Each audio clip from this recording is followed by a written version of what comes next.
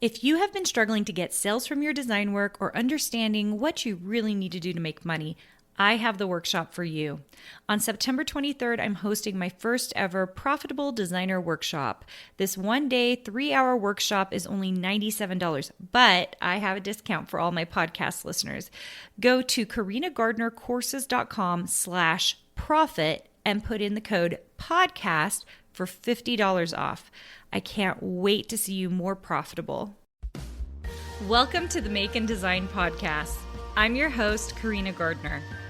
On this podcast, we're unraveling the everyday joys and dilemmas of design, making, and business.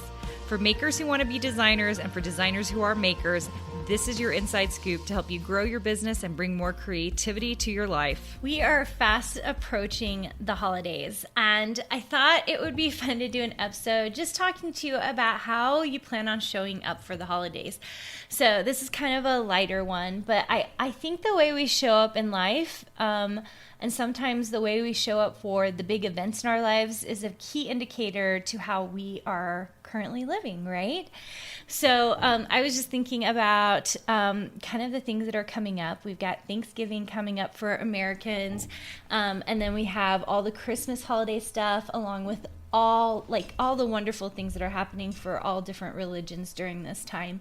And so, but for me, it's Christmas, so that's why I talk about it. And it's so funny because just a year ago, we were right in the middle of heightened numbers for COVID. And so everything was shut down and there wasn't a lot of things to go to. And I'm not going to lie, I liked it. It was like a little less orchestra meetings, a little less soccer. I guess there wasn't soccer during the basketball during that time, a little less swim meets. Just like everything was less. And I felt like in the evenings I got to really hang out with my kids. There were like a few times where, we all gathered in the living room and we were just hanging out and we turned on the fireplace and yes, turned on because it's electric. Turned on the fireplace and just were hanging out, having hot chocolate and just relaxing. And it really wasn't that big of a deal. And I'm not going to tell you that we weren't somewhat on our phones hanging out, but we were all together and we were chatting and just relaxing. And to me, that is the spirit of the holidays. Just kind of that wonderful time to be with the people that you really enjoy being with. I know so many of you have wonderful traditions, things that you do that make it a very sweet time for you. I also know that it's a time period that a lot of people have struggles in, either bad memories or difficulties with. And I just want you to know that you are important, special, and I'm sorry that you're going through a hard time. For those of you who are looking forward to it and have things that you are excited to do, I hope you revel in it. I hope you enjoy it. I hope you enjoy your kids, your grandbabies, your parents, and that you're paying attention to the things you're doing and that it's a really wonderful time for you. So how will you show up during the holiday season? Because I think if you can really implement what it is you really want to do, okay? And everybody is different, right? So for me in the holidays, it's actually looking for moments to connect with each of the people in my house, okay? So that's one of the things that I try to do, moments to connect with each of the people in my house. It can be over sledding, it can be over hot chocolate, it can be wherever, right? Sometimes it's just climbing into bed together and talking. And so whatever it is that you are looking for, maybe you are looking to make new traditions. Maybe you are looking to make special family moments. And if you're trying to do those things, if you want those things, go out of your way to create those things. Go out of your way to make sure those things happen at this time of year, okay? Because I think that will be really special. And the reason I talk about it is because we're right on the cusp of 2022. So that's a time when so many people start really thinking about their goals, start thinking about what it is that they want the next year to look like. And I think you guys, many of you heard my next 90 days. which I love quarterly planning 3 months at a time because it's just long enough for you to get some real things done, but it's short enough for you to feel like you're achieving things, right? You're getting things done and achieving things in a short amount of time.